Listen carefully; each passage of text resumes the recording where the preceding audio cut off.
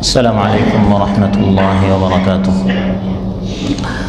الحمد لله البارئ الخلاق الكريم الرزاق، وأشهد أن لا إله إلا الله وحده لا شريك له، ما لنا من دونه من ولي ولا واق. وأشهد أن سيدنا ونبينا محمدًا عبد الله ورسوله ذو الشمائل الكريمة والأخلاق، صلى الله تعالى عليه وعلى آله وصحبه إلى يوم الدين والتلاق. أما بعد، فأعوذ بالله من الشيطان الرجيم. بسم الله الرحمن الرحيم. وقال الملأ من قومه الذين كفروا وكذبوا بلقاء الآخرة وأترفناهم في الحياة الدنيا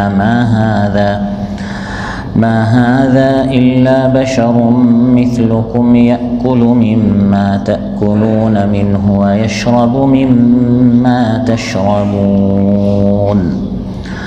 আল্লাহ তাআলা ইরশাদ করেন, আর তার কওমের নেতৃস্থানীয়র মধ্য থেকে যারা কুফরি করেছে এবং আখিরাতের সাক্ষাৎকে মিথ্যা জ্ঞান করেছে এবং দুনিয়ার জিন্দেগিতে আমি তাদেরকে বিলাসিতা দিয়েছিলাম, তারা বলল, এ তো তোমাদের মতো একজন মানুষ, তোমরা যা খাও সে তা খায়, তোমরা যা পান করো সে তা পান করে।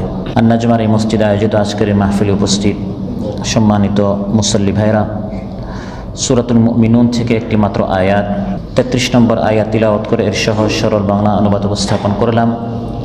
এই আয়াতের প্রথম অংশ সম্পর্কে আজ আমরা আলোচনা উপস্থাপন করব ইনশাআল্লাহ।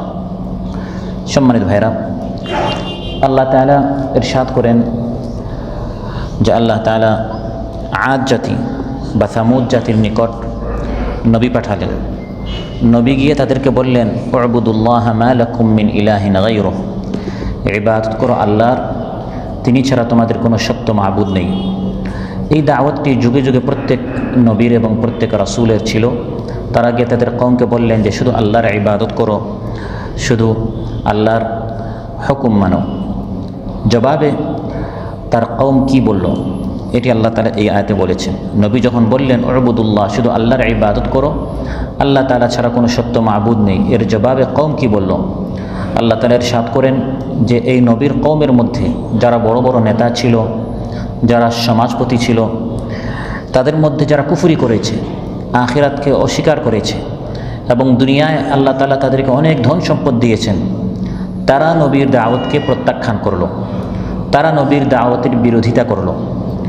এই আয়াতে যারা নবীর দাওয়াতের বিরোধিতা করেছে তাদের চারিত্রিক বৈশিষ্ট্যগুলো ভেবে দেখার মতো, চিন্তা করে ভাবার মতো। যুগে যুগে নবীদের বিরোধিতায় যারা এগিয়ে এসেছিল তারা ছিল সেই জাতির নেতৃস্থানীয় লোক, বিশেষ করে যারা ধনী ছিল, যারা সমাজপতি ছিল, যারা প্রভাব প্রতিপত্তির অধিকারী ছিল, তারা সহজে নবীদের দাওয়াত কবুল করে নাই, বরং বিরোধীদের কাতারে তারা গিয়েছে। যুগে যুগে জাতির নেতারাই প্রতি যুগে নবী রাসূল এবং সত্যপন্থী যারা কোরআনের কথা বলে, দ্বীনের কথা বলে, তাদেরকে মিথ্যা জ্ঞান করা, এটি ছিল যুগে যুগে যারা আবু জাহলের মতো, ফিরআউনের মতো, কারুনের মতো, হামানের মতো সমাজের বড় বড় নেতা নেত্রী, এটি ছিল তাদের ভূমিকা, যার কারণে জাতির অধিকাংশ মানুষ ঈমান গ্রহণে বঞ্চিত থেকেছে। কারণ এই সকল লোক ছিল প্রভাবশালী, জাতির মাথা, জাতি তাদের পিছনে পিছনে চলতে থাকে। দুনিয়াতে তারা তাদের কওমের নেতৃত্ব দিয়েছে এবং তারা তাদের কওমকে বলেছে নবীর কথা মানিও না, আমাদের পিছনে পিছনে চলো। আর বোকা জাতি তাদের অনুসরণ করেছে, বোকা জাতি তাদের কথা মতো চলেছে। কিয়ামতের দিন এই নেতা এবং তাদের অনুসারীদের মধ্যে ঝগড়া হবে। কওম নেতাদেরকে ধরবে, বলবে যে তোমাদের কারণে আজ আমরা জাহান্নামে এসেছি। আর নেতা নেত্রীরা তখন বাঁচার চেষ্টা করবে, তারা বলবে আমরা তোমাদেরকে বলেছি নবীর বিরোধিতা করো, কিন্তু আমরা তোমাদেরকে বাধ্য করি নাই, তোমরা কেন আমাদের কথা মানলে, নবীদের কথা তোমরা কেন মানলে না? দুনিয়াতে তারা যে নেতা নেত্রীর কথা মতো চলতো, কোরআন বলছে যে তারা পরস্পর শত্রু হয়ে যাবে। ولو ترى إذ الظالمون موقوفون عند ربهم يرجع بعضهم إلى بعض القول يقول الذين استضعفوا للذين استكبروا لولا أنتم لكنا مؤمنين আল্লাহ তাআলা বলেন সেই দৃশ্য যদি তুমি দেখতে এটা অবশ্যই হবে দেখে বিশ্বাস হওয়ার চেয়ে এটা আরও বেশি বিশ্বাস করার বিষয় কারণ কোরআনের মধ্যে আল্লাহ তাআলা বলে দিচ্ছেন এই দৃশ্যটা কিয়ামতের দিন হবে সেটি হচ্ছে আয-যালিমুন জালিমেরা মাওকুফুন দাঁড়িয়ে থাকবে ইনদা রাব্বিহিম তাদের রবের সামনে কিয়ামতের দিন নেতা এবং অনুসারীদের মধ্যে ঝগড়া হবে ইয়ারজিউ বা'দুহুম ইলা বা'দিল কাউল তখন যারা দুর্বল যারা কর্মী যারা অনুসারী তারা নেতাদেরকে বলবে লাউলা আনতুম লাকুন্না মুমিনিন তোমরা না হলে আমরা ঈমান আনতাম নবী দাওয়াত দিয়েছেন আমরা তাদের কথা মেনেই ফেলতাম কিন্তু তোমরা বড় বড় নেতারা আমাদেরকে বলেছো নবীর কথা মানিও না তার বিরোধিতা করো তোমরা আমাদেরকে টাকা পয়সা দিয়ে ম্যানেজ করেছো নানা লোভ দেখিয়ে বা ভয় দেখিয়ে তোমরা আমাদেরকে নবীর অনুসরণ করতে বাধা দিয়েছো এখন দেখো নবীর কথা না মানার কারণে আমরা জাহান্নামে এসেছি মূল কারণ তোমরাই ছিলে চেষ্টা করবে নেতাদের উপর দোষ চাপিয়ে দিয়ে তারা নিজেরা বাঁচার চেষ্টা করবে কিন্তু নেতারা সেই জাহান্নামে তাদের অনুসারীদেরকে জবাবে তারা বলবে قال الذين استكبروا للذين استضعفوا أنحن صددناكم عن الهدى بعد إذ جاءكم بل كنتم مجرمين অহংকারী নেতারা যাদেরকে তারা দুর্বল মনে করত দুনিয়াতে এই অনুসারী কর্মীদেরকে বলবে আমরা কি তোমাদেরকে বাধা দিয়েছি আমরা শুধু আহ্বান করেছি নবীরাও আহ্বান করেছে তোমাদের আকল ছিল তোমরা কেন আমাদের অনুসরণ করলে আমাদের নিকট কোনো দলিল প্রমাণ ছিল না তাদের নিকট দলিল ছিল প্রমাণ ছিল কোরআন ছিল সুন্নাহ ছিল তারা বুঝিয়েছে তোমরা তাদের যুক্তি প্রমাণ দলিল কেন গ্রহণ করলে না আমাদের টাকা পয়সার লোভে তোমরা প্রতারিত কেন হলে বাল কুনতুম মুজরিমিন তোমরাই মুজরিম তোমরাই অপরাধী নিজেদের মন মতো দুনিয়াতে চলেছো মন চেয়েছে আমাদের টাকা পয়সা নিয়েছো আর নবীর বিরোধিতা করেছো আজ আমাদের উপর তোমরা দুশ্চাপে দিচ্ছ তখন অনুসারীরা বলবে বাল মাকরুল লাইলি ওয়ান নাহার তোমরা সেই কথা ভুলে গিয়েছো রাত দিন তোমরা যে ষড়যন্ত্র করতে মাকর বলা হয় ষড়যন্ত্রকে লাইল বলা হয় রাতকে নাহার বলা হয় দিনকে রাত দিন তোমরা যে ষড়যন্ত্র করতে চক্রান্ত করতে ইস্তামুরুনা তোমরা যে আমাদেরকে হুকুম করতে আর নাকফুরা বিল্লাহি আমরা যেন আল্লাহর সাথে কুফরি করি শিরিক করি এই শিকার কথা তোমরা এখন ভুলে গেলে তখন আল্লাহ তাআলা তাদের মধ্যে ফয়সালা করবেন পরস্পর এই দোষারোপ করে কোনো লাভ নেই যে যতটুকু অপরাধ করেছো তোমাদের প্রত্যেককে এর শাস্তি পেতে হবে হ্যাঁ নেতা নেত্রীরা একটু বেশি পাবে কারণ তারা নেতৃত্ব দিয়েছে কিন্তু অনুসারী তাদেরকে যে একবারে ছেড়ে দেওয়া হবে তা নয় লিকুল্লিন দাইফুন ওয়ালাকিন লা তা'লামুন প্রত্যেককে তার অপরাধ অনুযায়ী শাস্তি পেতে হবে আপনি অনুসরণ কেন করলেন তার নেতৃত্ব কেন মেনে নিলেন আপনি দেখছেন যে কোরআন প্রতিষ্ঠার জন্য সুন্নাহ প্রতিষ্ঠার জন্য ইসলাম প্রতিষ্ঠার জন্য একদল আল্লাহর প্রিয় বান্দারা মেহনত করছে সংগ্রাম করছে আরেক দল টাকা পয়সা দিয়ে আপনাকে প্রতারিত করছে আপনাকে বোকা বানাবার চেষ্টা করছে আল্লাহ তো আপনাকে আকল দিয়েছেন আল্লাহ তো আপনাকে বুঝ শক্তি দিয়েছেন মানুষকে আল্লাহ তারা পশুর মতো গবাদি পশুর মতো শুধু খাবারের জন্য শুধু ঘোরাফেরার জন্য পাঠান নাই আকল দিয়েছেন কোরআন সুন্নাহ দিয়েছেন সে পড়বে দেখবে বুঝবে কারা সত্যপন্থী সে কার অনুসরণ করবে কাকে ইমাম হিসাবে মানবে কাকে নেতা হিসাবে মানবে বুঝে শুনে গ্রহণ করতে হবে নেতারা বেশি শাস্তিযোগ্য হলেও অনুসারীদেরকে যে একবারে ছেড়ে দেওয়া হবে তা নয় আল্লাহ বলবেন যে প্রত্যেককে তার অপরাধ অনুযায়ী তাকে শাস্তি পেতে হবে তো আলোচ্যতে আল্লাহ তাআলা বলেন নবী যখন গিয়ে দাওয়াত পেশ করলেন তার কওমের মধ্যে যারা বড় বড় নেতা ছিল বিশেষ করে যারা কুফরি করেছে আখিরাতের সাক্ষাৎকে অস্বীকার করেছে তারা নবীর দাওয়াতের বিরোধিতা করেছে তাহলে যুগে যুগে নবীদের দাওয়াতের বিরোধিতা বড় বড় নেতা নেত্রীরাই বেশিরভাগ করে কারণ নবীদের দাওয়াত সত্য হয় তারা উচিত কথা বলেন আর উচিত কথা গায়ে লাগে একটু তিতা হয় একটু নয় বেশি তিতা হয় আর যারা বড় বড় টাকা পয়সার অধিকারী হয় যুগে যুগে যারা সমাজপতি হয় যারা প্রতিপত্তির অধিকারী হয় বেশিরভাগ ক্ষেত্রে তারা এগুলো মানুষের হক নষ্ট করে আত্মসাৎ করে তারা ভক্ষণ করছে নবী যখন সত্য কথা বলেন তোমরা চুরি করিও না ডাকাতি করিও না মানুষের হকটা ফিরিয়ে দাও ইতিমের মাল তার নিকট ফিরিয়ে দাও তখন এই সত্য কথাগুলো তাদের গায়ে লাগে উচিত কথা তাদের নিকট তিতা মনে হয় এজন্য তারা বিরোধিতা করে আর গরিব মিসকিনরা তারা তাদের বঞ্চিত অধিকার নবীর দাওয়াতের মধ্যে ফিরে পায় যে নবী তো আমাদের পক্ষে বলছেন ইতিমরা দেখে বিধবারা দেখে এবং মিসকিনরা দেখে যে এই ধনীরা সমাজপতিরা আমাদের যে হকটা নষ্ট করছে, নবীরা তো আমাদের পক্ষে বলছেন, এজন্য যুগে যুগে গরিব, মিসকিন, অসহায় এবং যারা দুঃখ কষ্টে আছে তারা সবার আগে নবীদের দাওয়াত সাধারণত কবুল করে। আলোচ্যতে আল্লাহ তাআলা বলছেন নেতা নেত্রীদের মধ্যে যারা কুফরি করেছে, অর্থাৎ আল্লাহকে অস্বীকার করেছে, কুফরি করেছে, ওয়াকাদ্দাবু বিলিকাইল আখিরা, এবং আখিরাতের সাক্ষাৎকে যারা মিথ্যা জ্ঞান করে, আখিরাত বলতে কিছু নেই, জান্নাত জাহান্নাম বলতে কিছু নেই, শাস্তি পুরস্কার বলতে কিছু নেই, এই ধরনের বিশ্বাস যাদের কাফির মুশরিকদের মধ্যে যারা নেতা, এবং যাদের চরিত্র হচ্ছে ওয়া আতরাফনাহুম ফিল হায়াতিদ দুনিয়া, এই নেতা নেত্রীরা একদিকে আল্লাহকে অস্বীকার করে, পরকালকে মিথ্যা বলে, আর দুনিয়াতে আল্লাহ তাআলা তাদেরকে অনেক সম্পদ দিয়েছেন, এই সম্পদ তাদেরকে অন্ধ বানিয়ে রাখে। সম্পদের মহব্বত তাদেরকে নবীর দাওয়াত মানতে বাধা দিয়ে থাকে। পরকালে বিশ্বাস না করা এবং পার্থিব এই দুনিয়ার সুখ বিলাসিতা, এই দুইটাই ছিল রাসূলদের উপর ঈমান না আনার যুগে যুগে মূল কারণ। আজও বাতিলপন্থীরা এই দুই কারণে হকপন্থীদের বিরোধিতা এবং সত্যের দাওয়াত থেকে তারা বিমুখতা অবলম্বন করে। কোরআনের মধ্যে আল্লাহ তাআলা ইরশাদ করেন, ওয়াকাযালিকা মা আরসালনা মিন ক্বাবলিকা ফি ক্বারয়াতিন মিন নাযীরিন ইল্লা ক্বালা মুতরাফুহা ইন্না ওয়াজাদনা আবাআনা আলা উম্মাহ ওয়া ইন্না আলা আথারিহিম মুকতাদুন।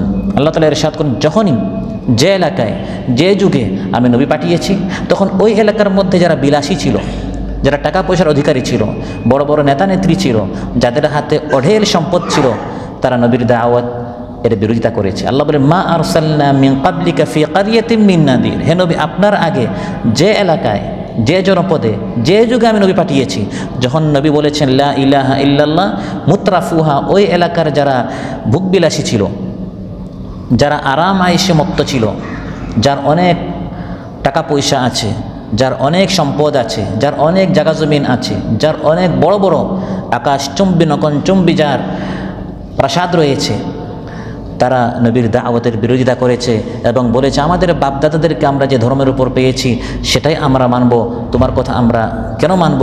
এই কথা যুগে যুগে আল্লাহ তাআলা বলেন যারা বড় বড় বিলাসী তারা নবীদের ক্ষেত্রে এই কথাটি বলেছে। ওয়া আতরাফনাহুম ফিল হায়াতিদ দুনিয়া, আলোচ্যতে আল্লাহ তাআলা বলেন নবীদের দাওয়াত না মানার প্রধান একটি কারণ হচ্ছে দুনিয়ার জীবনে আমি তাদেরকে প্রচুর সম্পদ দিয়েছি, প্রচুর ভোগ সম্ভার, বিলাসিতা, আরাম আয়েশে, সুখ স্বাচ্ছন্দ্য আমি তাদেরকে এত বেশি দিয়েছিলাম, এগুলো পেয়ে তারা চিন্তা করলো নবীর দাওয়াত মানলে তো ত্যাগ করতে হবে, স্যাক্রিফাইস করতে হবে, আর আমরা এত বেশি সম্পদের মালিক হয়েছি, নবীর দাওয়াত মানা যাবে না, আমাদেরকে আরও ধনী হতে হবে, আরও মানুষের টাকা পয়সা আত্মসাৎ করতে হবে, জুলুম অত্যাচার করে আরও বেশি সম্পদের পাহাড় গড়তে হবে, নবীর দাওয়াত মানলে তো, নবী তো বলে ইতিমকে তার মাল দিয়ে দাও, গলা ধাক্কা মেরে তাকে দূরে সরিয়ে দিও না, ফাযালিকাল্লাযী ইয়াদউল ইয়াতীম, ইয়েতিমকে গলা ধাক্কা মেরে সরানো যাবে না, এটি নবী বলে। আর আমি চাই ইয়েতিমকে আরও বেশি বঞ্চিত করা, গরিবের কাছ থেকে সুদ নিয়ে আমি তাকে আরও বেশি গরিব বানাবো, আমি আরও বেশি বড় ধনী হব। কোরআনের মধ্যে আল্লাহ তাআলা বলেন আতরাফনাহুম ফিল হায়াতিদ দুনিয়া, এই দুনিয়াওই জিন্দগিতে হায়াতে আমি যখন তাকে বেশি সম্পদ দিলাম, এই বেশি সম্পদ পেয়ে যুগে যুগে এই সম্পদশালীরা নবীর দাওয়াতকে অমান্য করেছে। এখানে আল্লাহ তাআলা আতরাফনাহুম তারফ সম্পর্কে আলোচনা করেছেন। তারফ আরবিতে বলা হয়, বাংলায় বিলাসিতা বলা হয়। আর তারফ হুয়া মুজাওয়াজতু হাদ্দিল ইতিদালি ফিন নি'মা, নিয়ামত, ধন সম্পদ, উপায় উপকরণ গ্রহণ করার ক্ষেত্রে বাড়াবাড়ি করা, অতিরঞ্জন করা। আপনি মালের মালিক হন, ধন সম্পদের মালিক হন, ইসলামটা নিষেধ করে না, কিন্তু বাড়াবাড়ি করা, অতিরিক্ত করা, অঢেল সম্পদের মালিক হওয়া। এখন আপনারা দেখেছেন যে দ্বিতীয় স্বাধীনতার পর আমাদের দেশের অনেক যারা টাকা পাচার করেছিল, কালো মালের সম্পদের যারা অধিকারী ছিল, এক একজন এত বেশি সম্পদের মালিক হয়েছে যে দেশের বাজেটের চেয়ে তাদের সম্পদ এর কাছাকাছি বা এর চেয়ে বেশি, এত কোটি কোটি কয়েকশো কোটির এক একজন মালিক হয়েছে।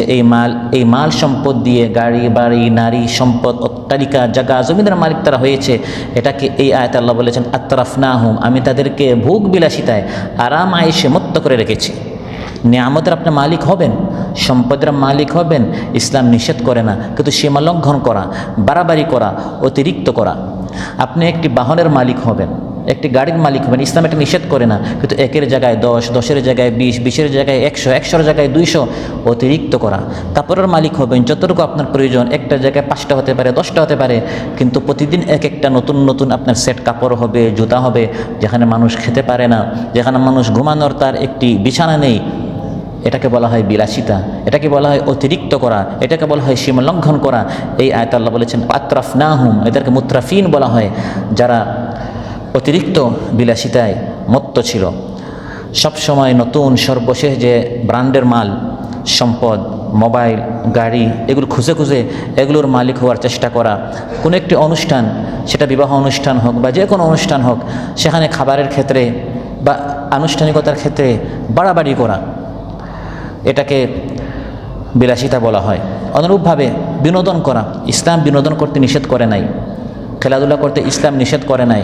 সঙ্গীত পরিবেশন করা, সঙ্গীত শোনা, ইসলামী সঙ্গীত, এর ক্ষেত্রে ইসলাম বারণ করে নাই, নিষেধ করে নাই, কিন্তু বাড়াবাড়ি করা, অর্থাৎ রাত দিন শুধু এই গান বাজনা, আপনার এই গান নিয়ে, সঙ্গীত নিয়ে, কবিতা নিয়ে, সেটা ইসলামী হলেও এখানে যদি মিউজিক না থাকে, বাদ্যযন্ত্র না থাকে, তারপরে এটা নিষিদ্ধ হয়ে যাবে যদি এটাকে আপনি আপনার জীবনের উদ্দেশ্য বানিয়ে ফেলেন। নামাজ বাদ দিয়ে, খাবার দাবার বাদ দিয়ে, ডিউটি বাদ দিয়ে, সংসার ঘরের অধিকার বাদ দিয়ে শুধু আপনি রাত দিয়ে শুধু গান নিয়ে আসেন, শুধু ঘোরাঘুরি নিয়ে আছেন, শুধু বিনোদন নিয়ে আছেন, শুধু হাসি খুশি নিয়ে আছেন।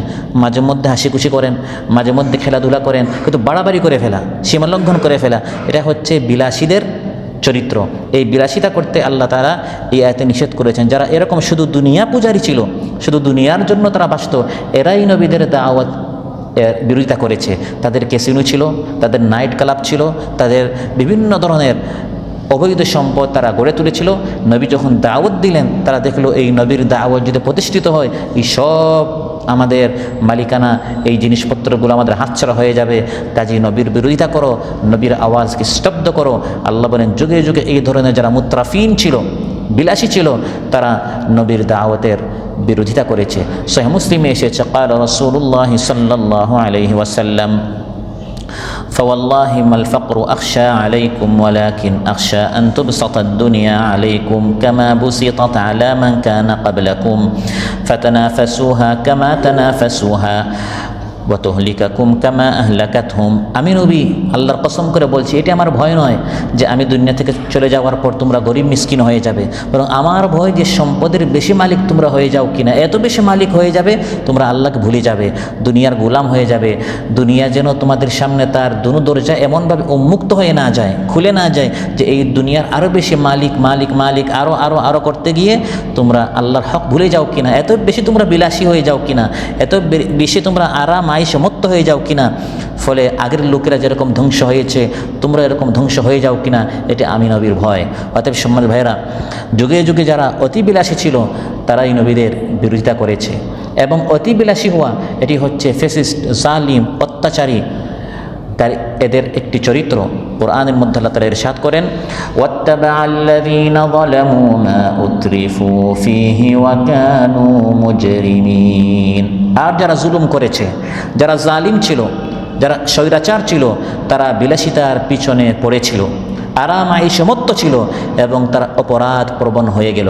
যখন দেখলো আমার এত বেশি সম্পদ, আমাকে আর ঠেকায় কে, আমাকে আর থামাতে পারে এমন কে আছে, সে নিজেকে অপ্রতিরুদ্ধ মনে করলো যে আমার হাতে তো সব কিছু আছে, এত বেশি অঢেল সম্পদের সে মালিক হলো।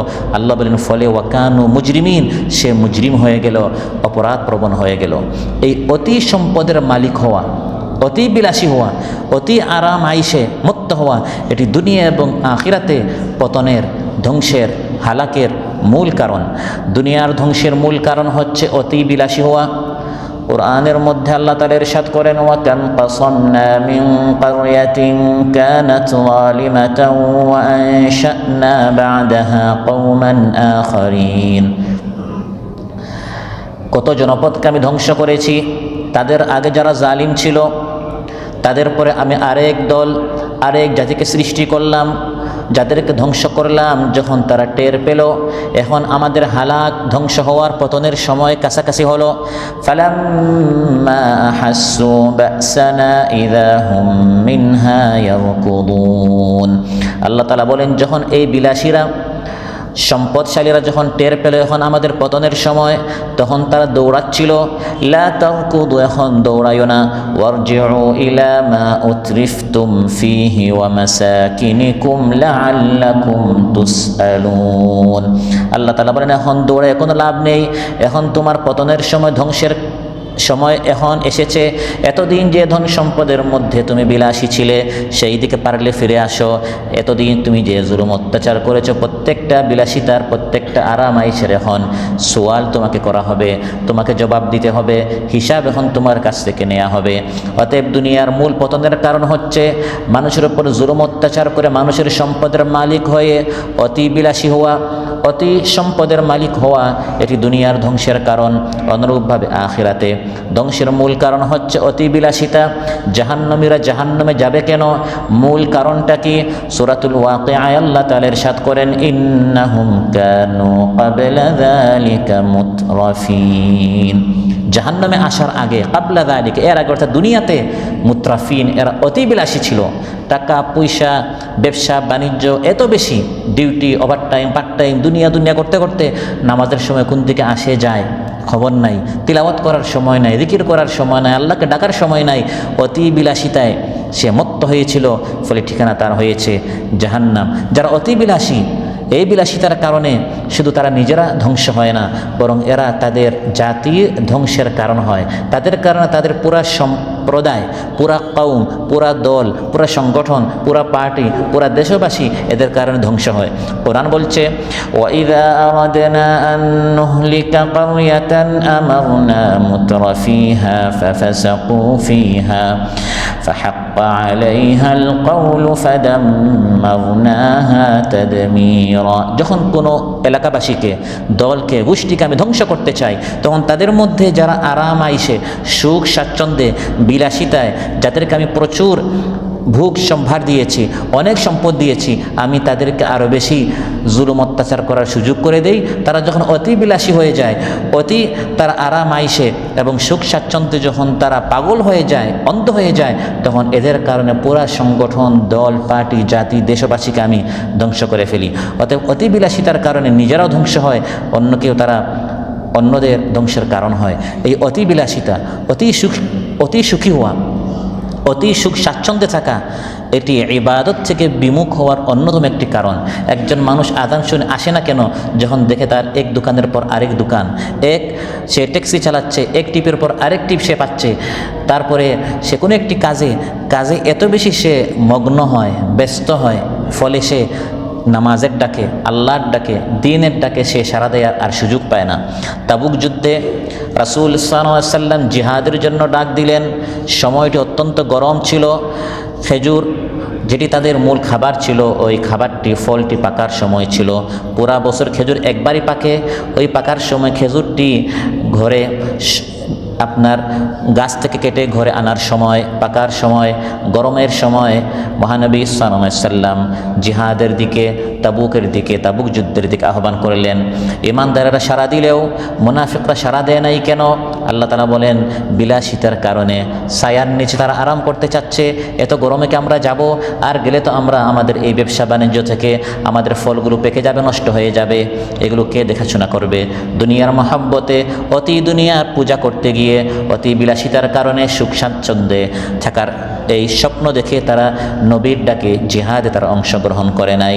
ওয়াকারিহু আন ইউজাহিদু বিআমওয়ালিহিম ওয়া আনফুসিহিম ফি সাবিলিল্লাহ ওয়া ক্বালু লা তানফিরু ফিল হার কুল নারু জাহান্নাম আশাদ্দু হাররান লাউ কানু ইয়াফকাহুন। তারা পরস্পর বলল, এত গরমে যাওয়া যাবে না।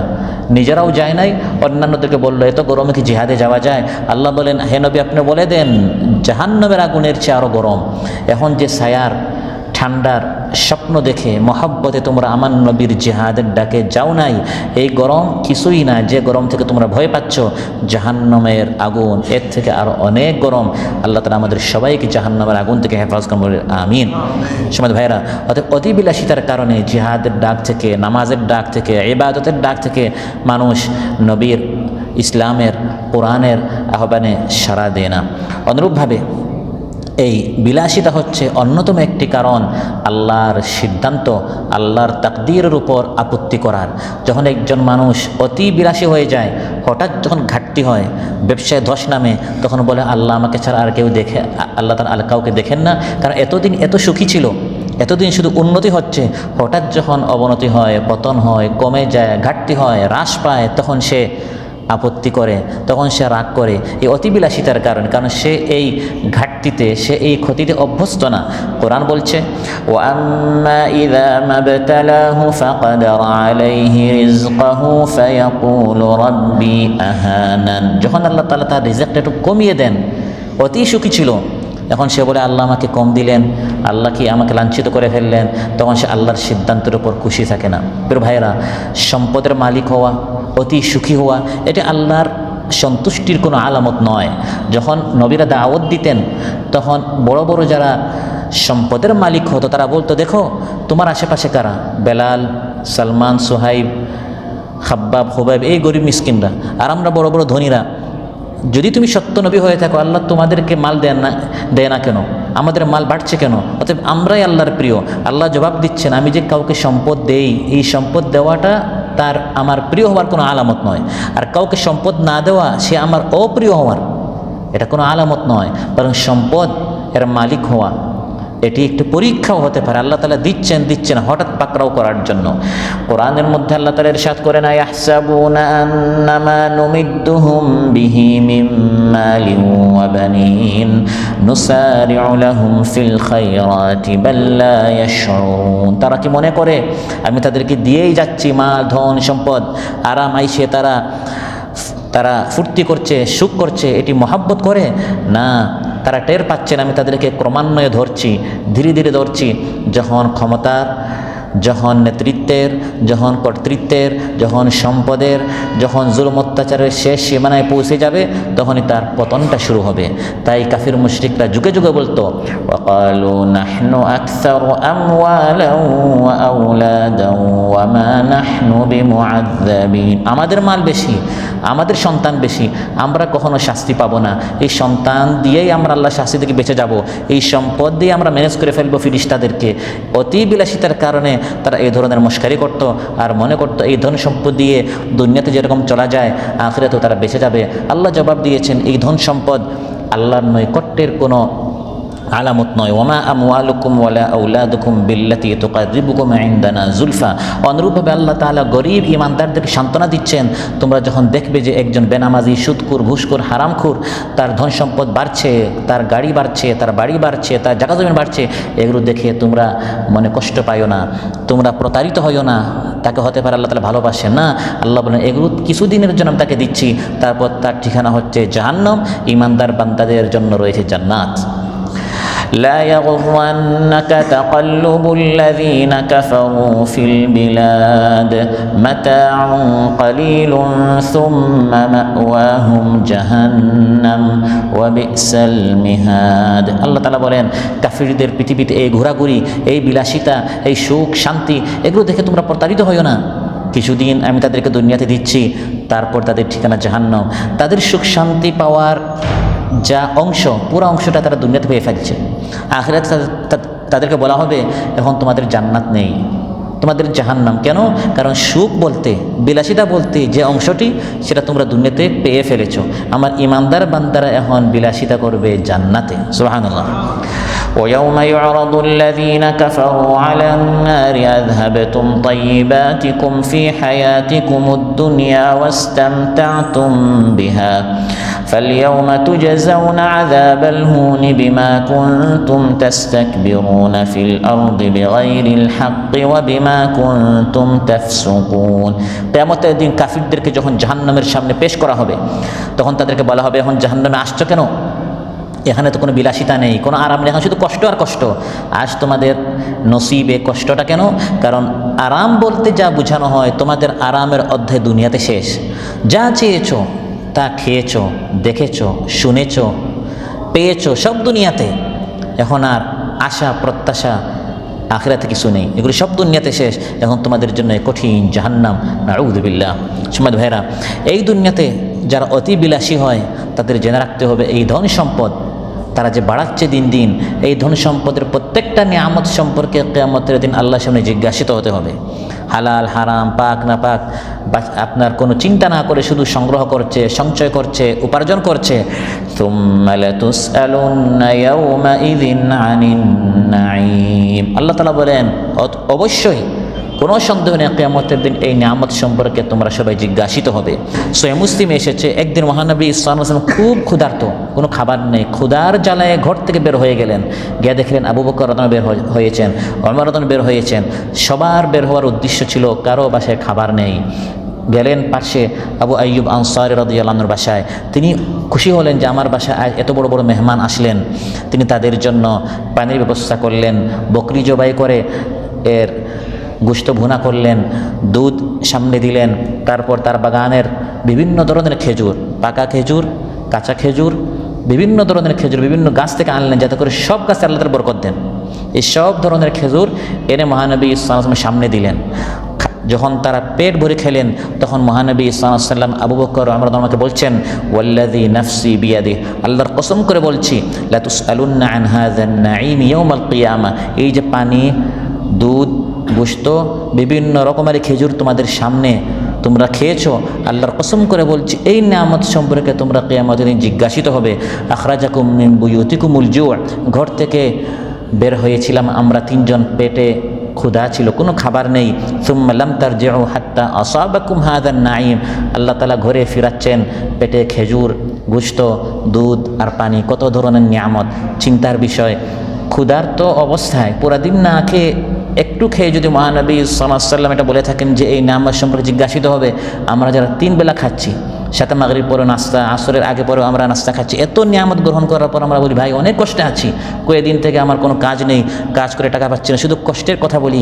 অথচ হাজারো নিয়ামতে আল্লাহ ধন্য করে রেখেছেন, এটা আমরা অনেক সময় ভাবি না, চিন্তা করি না। প্রিয় ভাইরা, বিলাসিতা ইসলাম নিষেধ করলেও টাকা সম্পদের মালিকও তো ইসলাম নিষেধ করে নাই। আপনি মালিক হন আর ভালো কাপড় পরেন, ভালো জুতা পরেন, চুলটা সুন্দর করে রাখেন, গাড়ি কিনেন, জায়গা জমিনের মালিক হন, এগুলো ইসলাম নিষেধ করে না। কিন্তু বিলাসিতা বলতে যেটা বোঝানো হয় অতিরঞ্জন করা, বাড়াবাড়ি করা, সীমালঙ্ঘন করা, প্রয়োজন নেই তারপরে গাড়ির পর গাড়ি, জুতার পর জুতা, কাপড়ের পর কাপড়, জায়গা জমিনের একের পর এক, নিজের নয় অন্যেরটা দখল করে ফেলা, মালিক হওয়ার জন্য চাঁদাবাজি করা, চুরি ডাকাতি করা, এটা ইসলাম নিষেধ করেছে।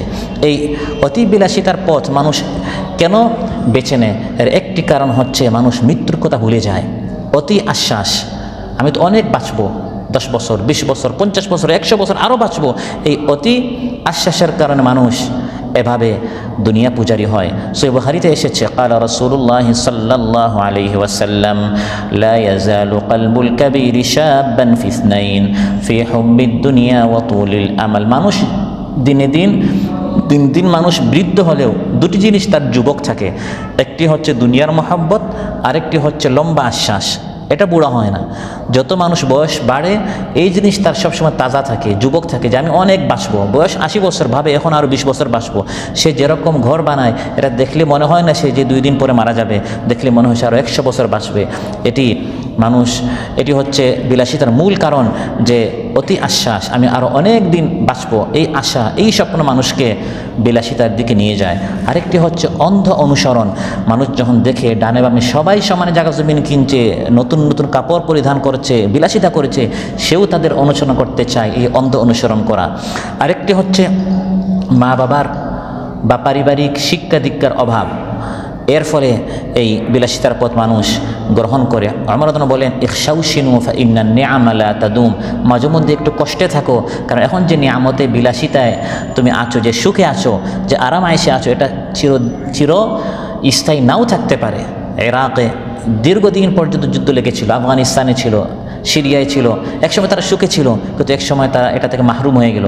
এই জন্য আমরা বলেন সবসময় অতি বিলাসিতাই জীবনযাপন করি না, হঠাৎ নিয়ামতটা বঞ্চিত হয়ে গেলে আমি কীরকম বাঁচবো, কীরকম খাবো, ওটা মাঝে মধ্যে অভ্যাস করে রাখো, যাতে করে ওই সময় তোমার বেশি কষ্ট না হয়। এই অতি বিলাসিতা থেকে বাঁচার উপায় কি? একটি হচ্ছে সবসময় অলসতায়, সবসময় বসে খাওয়ার, অলস জীবনযাপন করা, বসে বসে শুধু খাওয়ার, জুলুম অত্যাচার করে মানুষের মাল আত্মসাৎ করার, এই জীবন পরিহার করে কষ্টে মাল উপার্জন করার চেষ্টা করতে হবে। মহানবী সাল্লাল্লাহু আলাইহি ওয়াসাল্লাম দোয়া করতেন পারার সময়, সহিহ মুসলিমের বর্ণনা, আল্লাহুম্মা ইন্নী আউযু বিকা মিনাল আজজি ওয়াল কাসাল, হে আল্লাহ এই অলসতা থেকে আমি আপনার নিকট পানাহ চাচ্ছি।